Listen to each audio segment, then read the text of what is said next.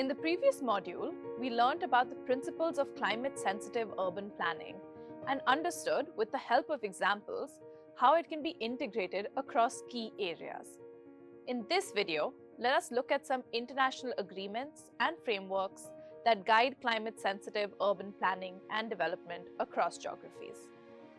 Globally, the United Nations is the leading organization guiding governments across the world to ensure sustainable urban planning through its Sustainable Development Goal 11, which aims to make cities inclusive, safe, resilient, and sustainable.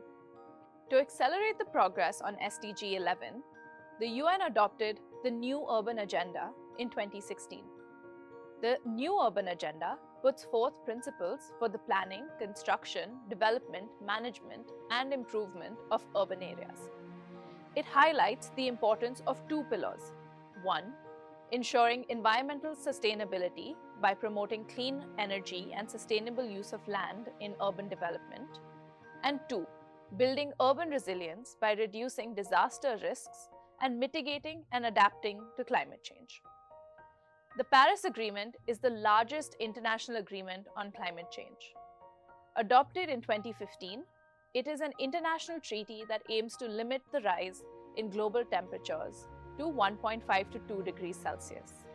At the Conference of Parties 26, or COP26 in 2021, India presented the 5 elements of its Climate Action Plan, also known as Panchamrit.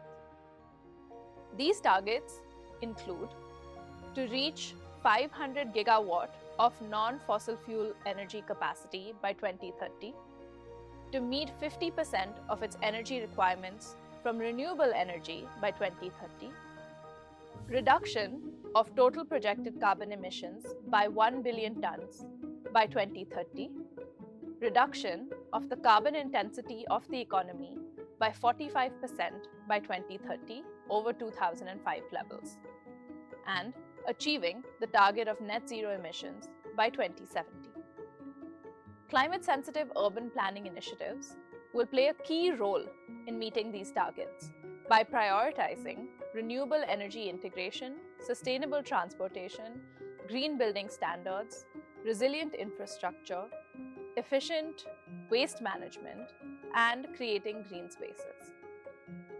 The UN has also established the United Nations Office for Disaster Risk Reduction, which leads the implementation of the Sendai Framework for Disaster Risk Reduction from 2015 to 2030. The Sendai Framework aims to enhance resilience, decrease vulnerability, and increase preparedness for disasters around the world. The Sendai Framework mentions the need to mainstream disaster risk assessments into urban planning and development.